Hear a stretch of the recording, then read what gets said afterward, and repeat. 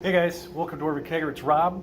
Today I have a special treat for you. I'm standing next to the owner of the Heron Restaurant in Danville, Illinois. His name's Dave Wessner, and we're going to talk a little bit about booze today. But first, I kind of want to show you guys their new event space.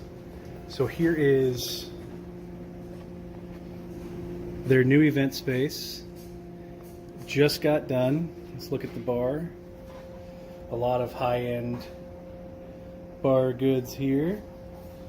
It's real fun. Anyway, guys, so like, subscribe, hit that little bell at the bottom. Follow us on Instagram, on Facebook, all the other fun stuff. You want to, kind of add to the shenanigans that we have going on. Hit us up on Patreon. Anyway, so Dave, you want to give us a little overview of the restaurant, like how it started and the history? Yeah, absolutely. Thanks for joining us, Dwarven Kegger fans, and Rob here at the Heron. What I'll tell you about the history of the building is it actually started out as a men's clothing store, believe it or not, about 100 years ago. And since then, it's had some renovations done and turned into a restaurant. The previous owner named it the Heron and ran it for about 20 years and decided it was time for him to sell. So my wife Jen and I decided it was time for us to take it over and enjoy running the restaurant ourselves. Awesome. So what are you guys doing now that's different from what the other owner was doing? I noticed that there's a lot more fun stuff with the bar. You have a lot more bourbons in here than he had. You don't do nearly as much of the super high-end, like, pretentious wines like he was doing. Right. The previous owner was more of a wine connoisseur and would do wine tastings, and he would do special events driven around doing a dinner with some wine pairings. And so his liquor availability was very minor. And when we took it over, he took his high-end wines with him, which is fine. But I knew when we came in, we wanted to develop more of a liquor idea behind our bar than he had, and so we want to try and build up some specialty bourbons and whiskeys and some other things that were not available previously here and potentially not available in Danville at all, and put that out there for our folks here to enjoy. That's awesome. So I'm going to set the phone down for a second so we can get a little bit of a better view. We're going to show you some of the high-end bourbons that he's been bringing in, or at least a handful of them, a sampling of them, and then we'll talk a little bit more about some of the ones that are probably going to be put back into a rotation here. But before we do that, I want to mention that this is essentially 4 levels, this restaurant. So this is the basement level. Behind us, behind this wall here, is the kitchen, where everything gets made, and then you have the restaurant in the next level, which is the main floor, and then above that is another seating area, more like a loft, I would say. Yeah, we'll call it loft. And then above that is another bar area. Do you have anything special you guys are wanting to do with that bar area? One of the things for the bar area that we really want to do is gravitate toward the whiskeys and bourbons and do some whiskey tastings, bourbon tastings, offer flights, as most high-end maybe establishments do that have a lot of offerings. They'll do flights and let people enjoy a taste of what they have to offer, and that way the patron can choose which one that they like and then get a glass of it or get a cocktail using that particular whiskey or bourbon. Yeah, you guys are doing pretty good on your cocktails. I've had a few of them upstairs. We had one recently that had, I believe, Buffalo Trace, simple syrup, lime, and was it red wine? Yes, a little bit of red wine floated on top of it. Actually inspired by the law firm that I work for. I wanted to have a signature drink just in reference to them. They enjoy having some good cocktails, and we came up with the idea of having a signature drink modeled after us and put that out there. So I'm glad people are enjoying it, like Rob and some others I think have had it. It's pretty tasty. Say it's very good. So, all right, so let's talk about bourbons. Sure. So I noticed that back here we started off, Dave and I talking about this. This is pretty much what Tanner and I consider the the number one thing that you want to start with when you're talking about bourbons. This one right here, this Buffalo Trace, it can be used for either mixing or you can drink it straight.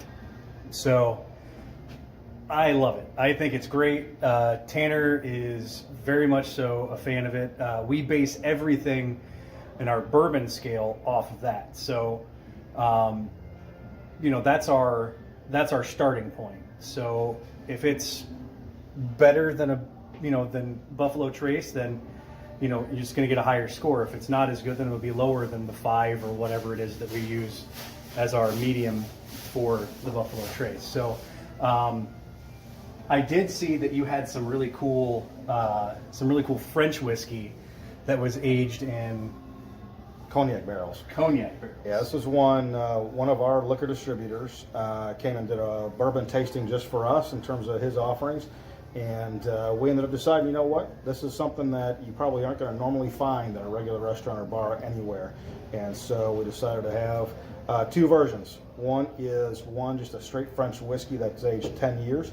And the second one is a whiskey that's actually aged in cognac barrels. And the idea behind that is it gives it a little bit of sweetness from that cognac in those barrels, smooths out the whiskey in such a way that it's that nice sweet flavor.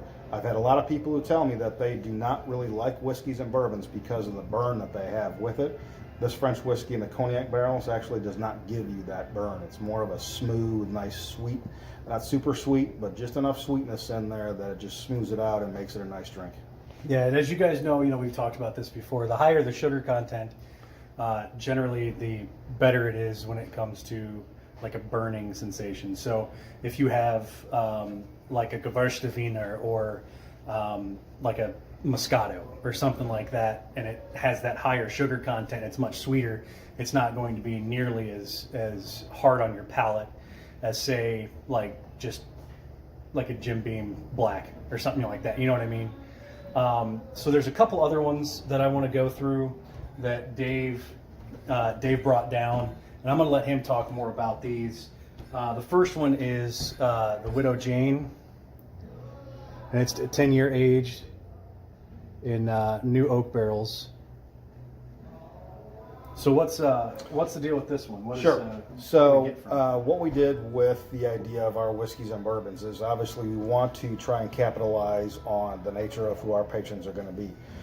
Some that we've had come in like that serious burn. They know the bourbons and the whiskeys will do that. They're looking for that kind of flavoring and that kind of impact on their palate. Some will not. And so Widow Jane is one of those ones that's aged 10 years, but at the same time, the way that it's actually aged, it comes out as a super smooth flavoring. There's not that heavy burn on it. It's just it's a nice little burn to it, but yet it's smooth enough that those who don't necessarily gravitate toward whiskeys and bourbons will actually enjoy this, whether it's just straight or in a cocktail. And see, that's one of those things that we look for as well.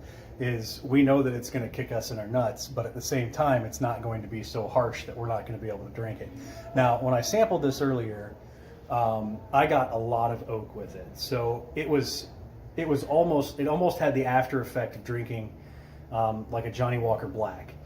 The only difference is it's not, there's no peatiness in there. It's just the straight oak. So, if you guys drink Scotch, you understand that you're going to have a little peaty.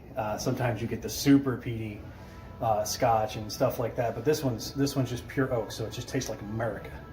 It's wonderful. Nice. And then the next one is something that I know absolutely nothing about. So this one, my wife and I actually went to a whiskey tasting in Chicago that was put on by the Chicago Blackhawks Foundation. And our liquor distributor is part of that, and let us go up there and enjoy that. And so at that event, there's a lot of purveyors of whiskeys and bourbons and Scotch as well. So he ended up bringing a gentleman in who was at that event and let us go through some of his offerings, one of which was this brand of bourbon. It's FEW.